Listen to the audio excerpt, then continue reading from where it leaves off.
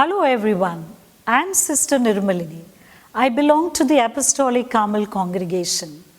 Today I invite all of us to reflect with me on being grateful to God for our call to religious way of life.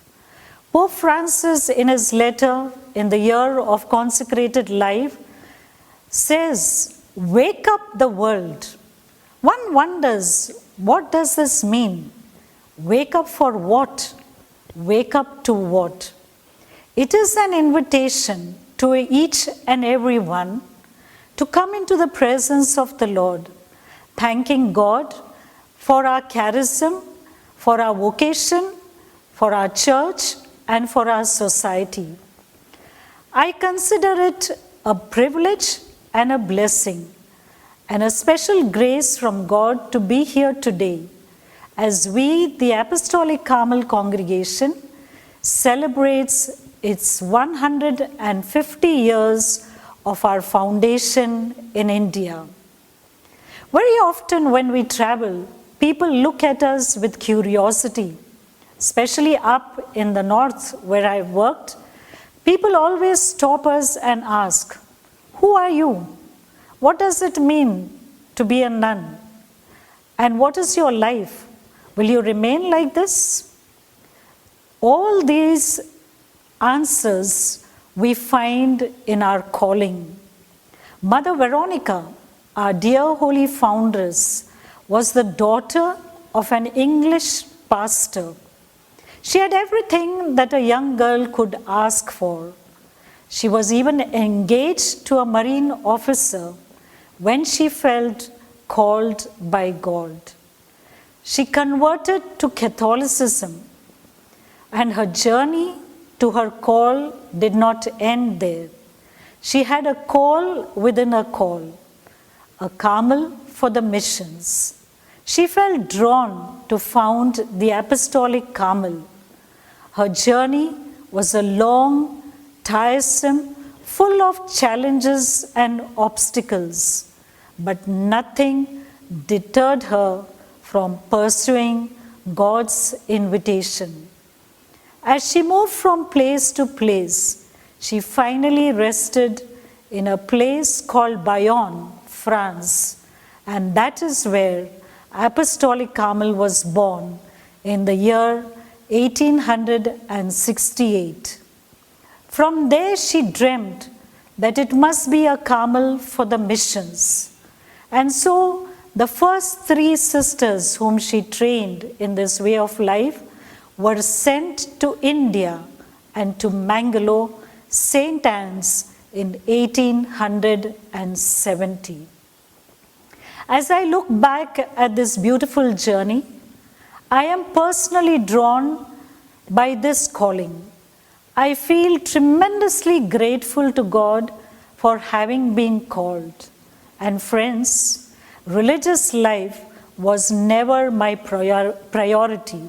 It was never in my career options that I looked for, but God kept on calling. I am born, bred, and buttered in Mumbai.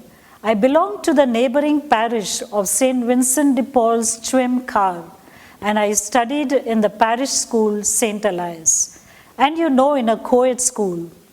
Don't be mistaken, I was and I am still a pretty naughty character. But for me, God was knocking at the door of my heart at each and every step of my life. I remember a very interesting episode in my life in grade 8, when the late parish priest, Father Stephen Nazareth, called me to read the prayer for vocations. And I took great pride that I was the one who was to read it. Much later, when I returned to the parish for my first Thanksgiving Mass, the entire parish said, the day I began reading the prayer for vocations, they all prayed for me to respond to God's call. So you see, in my journey, I was never alone. I feel so grateful to know that an entire parish walked in my calling, though silently, but accompanying me in their prayers. I am reminded of a very funny experience whenever I go around giving talks and I invite parents to pray for vocations, just as my parish prayed for me. In some places, the parents say, "Oh, yes, sister, definitely. We'll pray for the neighbor's daughter." And this is what I want to say, that vocation is not only for neighbor's daughter, but your daughter as well. And it's important for all of us to pray for vocations. As I mentioned earlier, that I was bred, born, buttered in Mumbai, but I was certainly jammed in Delhi, and the capital of the country. I lived there for 20 years, and I have lots of experiences both within the school as well as in civil society. In 2008, you would recall that the Christians were attacked in Kandhamal, Orissa. And my job was, during the protest, 1 week long protest, was to ensure that every day in the evening, there was a high profile person, either from the legal background or from the political field. On one occasion, I had to go and invite Mr. Lalu Prasad Yadav, who was then the railway minister. I began giving him a brief about his presence at the rally, but he was not interested. He said, "We'll talk about it later. I want to know, who are you?" And then I said that I'm a nun. His next question, which disturbed him very much, is, "So you mean to say, आप पूरा जिंदगी ऐसे बैठने वाले हो, शादी नहीं करने वाले हो?" And I laughed and I said, "नहीं सर, हम शादी नहीं करेंगे, क्योंकि हमें विश्वास है कि हमको ईश्वर ने बुलाया है." So you see the kind of questions that people pose at us, because they never really understand who these nuns are and what they do. And this is what I want to say to each one of you, that Jesus will not appear in extraordinary, glamorous ways. If we look at the scripture, we can see that in the book of Revelations, chapter 3, verse 20, "I am standing at the door and knocking. And if you listen to my call and open the door, I will come in to have supper with you and you with me." It speaks of a relationship that is being invited to be built with the Lord. And this we can see again in various examples in the scripture. The very powerful story of the Samaritan woman, when Jesus sat at the well and asked her, "Give me a drink of water." And Jesus revealed everything about her life to her. That look of the Lord changed her completely. She went on to become the greatest woman who brought about the good news of Jesus, that he was indeed our Lord and Master. Let's look at the disciples. What were they doing? They were fishing. Jesus goes up to them and says, "Leave your fishing boats and nets." And that look of the Lord prompted them to leave everything, and they followed him. Then you have Matthew the tax collector. If we go out on the road, we will call them as banyas. Indeed, Matthew was a banya who made a lot of money. But once he found the look of the Lord drawing him to himself, he gave up everything. He returned money to people who owed him. So all along you see that it's the look of the Lord in silence that one is invited to respond. In my own calling, I often wonder and say that God for me was like the hound of heaven. And I remember this beautiful poem, "The Hound of Heaven," by Francis Thompson. Francis Thompson was a great writer who entered into the medical college but gave up his studies because he ignored God's call and he went on to pursue the pleasures of the world.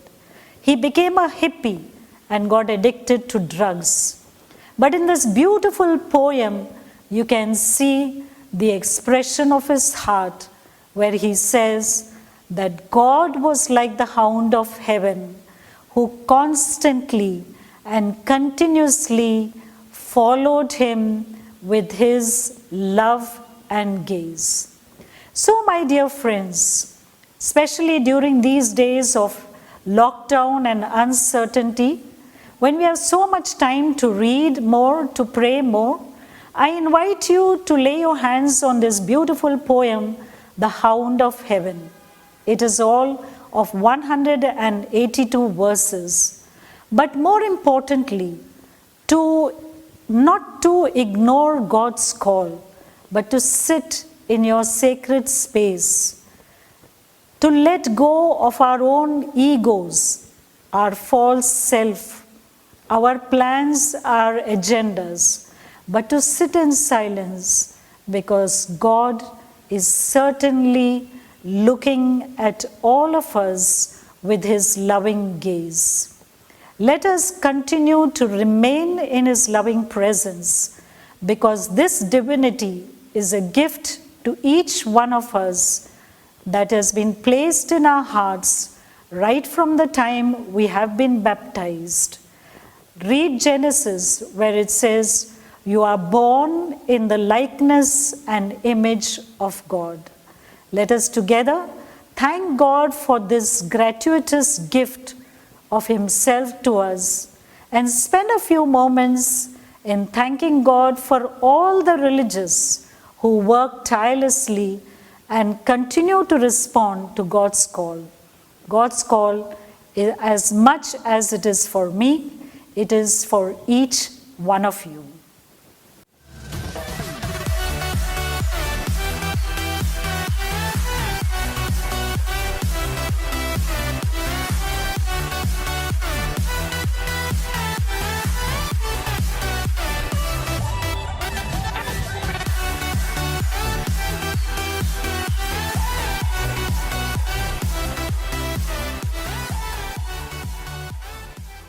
So, Sister Rosetta, how was practice this morning? I watched you playing football on the ground.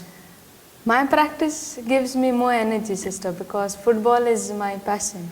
Oh, that's really interesting. So, we have a nun here who plays football and has followed this way of life. So, tell me, Rosetta, how have these two things come together, football and religious life? To tell you the truth, sister, religious life was not in my mind. I wanted to become a footballer. Oh, really? And who is your favorite football player? Lionel Messi. Oh, great. Yes. So, religious life, it is because with the help of my parents that I was able to answer God's call. My brother and myself, we were insisted that we should go for the Eucharist. And it is during one of these Eucharists, during the time of consecration, that I felt drawn towards God. And henceforth, thereafter, my life has not been the same. So you are saying that you are just two children in the family, a boy and a girl, and you felt drawn to this way of life. So share with us, once you decided to respond, what was the process that you were led into? When we join, sister, we have the initial formation as well as the ongoing formation. Okay. In the initial formation, just as the disciples asked Jesus, "Where do you stay?" Jesus replied, "Come and see." So hence when we responded, we came and saw, and hence we felt like staying. So what you are saying is that anyone who feels called have the option to come and see. By all means, sister. Oh, great. So young girls and women, please make a note of this, that if ever you would like to see how the nuns are and how their day is like, you can always come and see and find out for yourselves. Yes. So when you join, you come, you see how the sisters stay, you join in the activities, the community exercises as we call it. So they have an experience of how the sisters stay, what is their mission. Okay, that's really nice to be involved as one family. What follows next? After the come and see, then come and stay, that is our postulancy. Okay. Then after a year of postulancy, we have 2 years of novitiate. There we are led into prayer, deeper prayer, more self-awareness. So hence we have a personality development classes as well. Okay, so it's basically, it's just not about spirituality and the charism of the congregation, but you're also helped to look into yourself and become better human beings, right? Yes, yes, sister. So after 2 years of novitiate, we have our first vows, and after a period of 5 years, after your first vows, we have a final commitment. So in that ceremony where you get the ring. Okay. Yes. So how was that for you, the final commitment? But I was due for this year, but then during my first year juniorate, all these years of as a junior, my years have been very enriching for me, because we juniors are involved in a mission, that is our education. Some are sent for social apostolate, some are studying. But though we are in different fields, we are fully involved in the community exercises. So I just heard you saying that you were due to go for your final vows this year. And I understand that because of this lockdown, the entire program has been postponed. So what did it mean for you to live at this time of lockdown, when so many people around were disappointed, frustrated, not able to do what they had planned to do? What did it mean for you? For me, sister, this time has been a really changing moment. Though I was not able to go, yet I was able to reach out to the poor. I thank you for this opportunity, the initiative that you took for volunteering. We the sisters of the community take turns to volunteer to distribute food at the Okay, at the so gate. all are involved in this. Everybody work. is involved. So though I did not go, I experienced God in the poor, in the marginalized, in the migrant worker whom I meet at the gate. So I don't feel that I have lost something, but then above all I have gained something. God has shown me another way to experience Him. So your story is really very interesting to know how you strike a balance between your personal time with God and sharing that God experience with the outer world. There are lots of people hopefully watching us today and listening to us. How would you try to attract the young girls of today or lure them to follow this way of life? My message would be, follow your heart. Listen to God. God speaks to any situation in any way, might be in prayer or in the work that you do. We only need to have a listening ear and an open heart to see what God wants of us. And even though I had this desire, this dream to be a footballer, I continued it even as a sister. So my dream, God did not forego it, but God is in control of our lives. He knows what is best for us, and hence He allowed me to continue to play football even as a religious. So that is what I want to say, that follow your heart, follow what God is asking of us, because He will see what is best for you.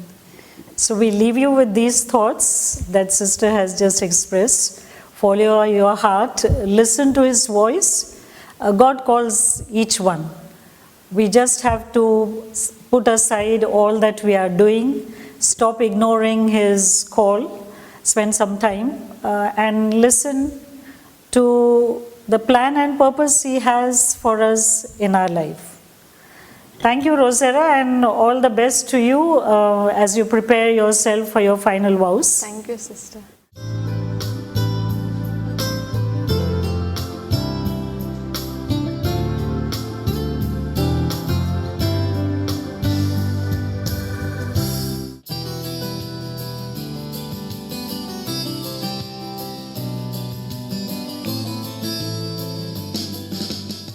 So, friends, let us come together and join in offering prayers, in thanking God for our vocation to religious life, and pray for religious all over the world who have responded to God's call.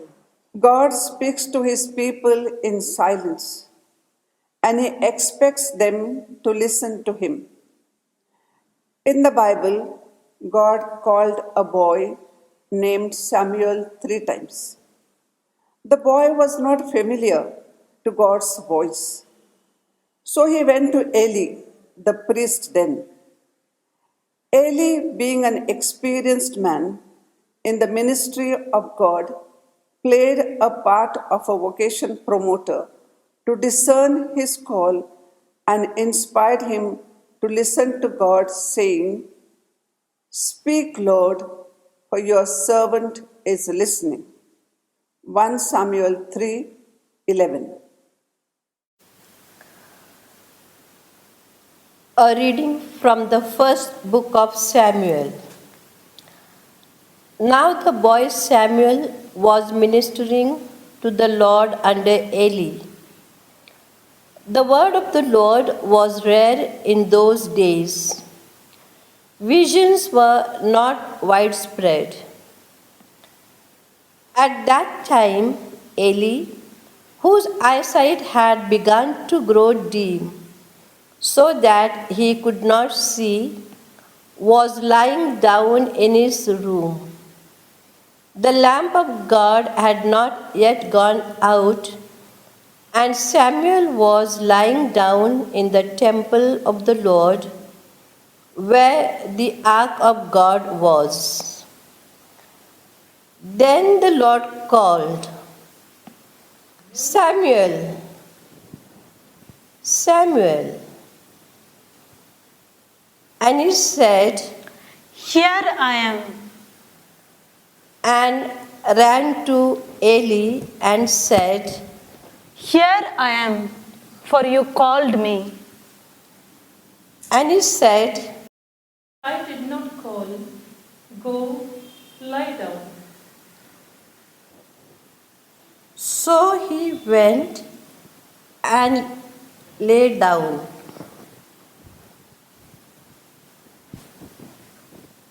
The Lord called again, "Samuel." Samuel got up and went to Eli and said, "Here I am, for you called me." But he said, I did not call you.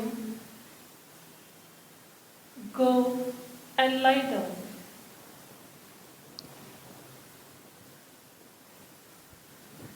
Now Samuel did not yet know the Lord, and the word of the Lord had not yet been revealed to him. The Lord called Samuel again a third time, and he got up and went to Eli and said, "Here I am, for you called me." Then Eli perceived that the Lord was calling the boy. Therefore, Eli said to Samuel, Go and lie down. And if he calls you again, you shall say, Speak, Lord, your servant is listening. God calls Samuel 3 times.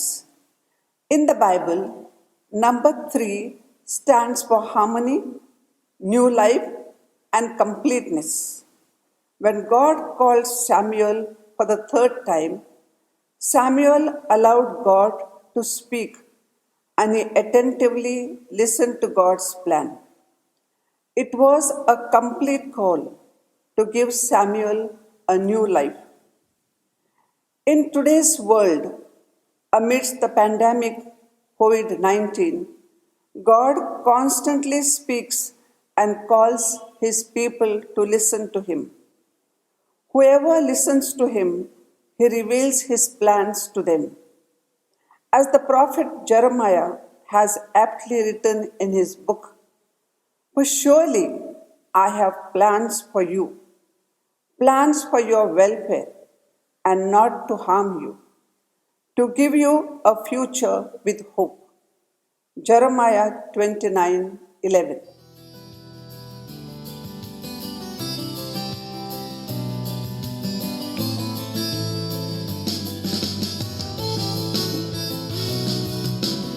Have you not heard his silent steps? Have you not heard his silent steps? He comes, comes, ever comes. Have you not heard his silent steps? Have you not heard his silent steps? He comes, comes, ever comes. He comes, comes, ever comes.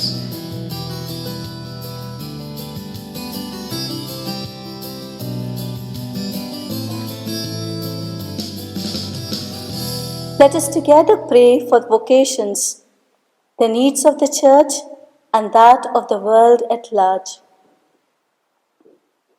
Your response shall be, Lord, hear our prayer. Lord, hear our prayer. We pray for our Holy Father, Pope Francis, and His Eminence, Oswald Cardinal Gracious, who have made a great impact on the Church and set an example of holiness, that God may continue to walk with them, be their wisdom, strength, and guide in these trying times in the Church and the world. For this we pray. Lord, hear our prayer. We pray for religious all over the world, that we may reflect the gentleness and compassion of Jesus and be joyful witnesses of His love in all our ministries of education, healing, and social outreach. For this we pray. Lord, hear our prayer. We pray for the formes of all our religious congregations, that they may grow in their encounter with Jesus, imbibe the values of the kingdom, and live them in their lives. For this we pray. Lord, hear our prayer. We pray for our youth, who, as Pope Francis says, is an original and stimulating stage of life. May the youth experience that God loves them and leads them with cords of compassion and bands of love, and that they may encounter their best friend Jesus, be drawn to belong to Him in consecrated life, and respond generously to His invitation. For this we pray. Lord, hear our prayer. We pray for families, that parents may inculcate in their children the love of God, the practice of the family rosary, and frequent participation in the Eucharist.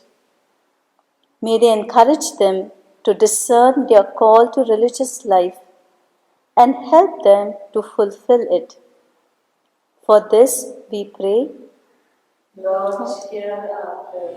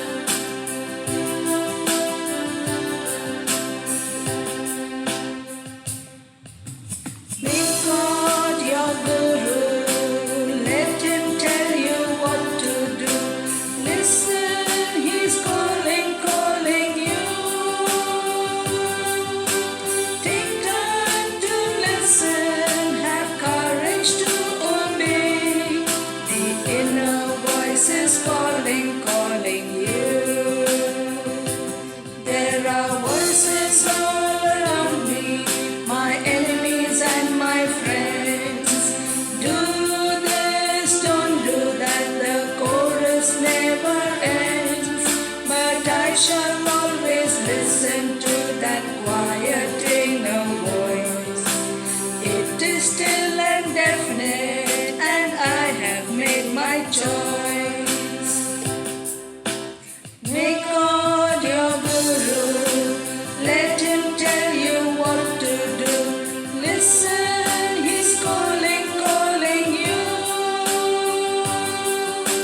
Take time to listen, have courage to obey. The inner voice is calling, calling you. The inner voice is calling, calling you. God our Father, we thank you for our calling to the religious way of life. Keep watch over all our sisters, protect us, and lead the young to be attentive and listen to your voice and respond to your call generously. We make this prayer through Christ our Lord. Amen.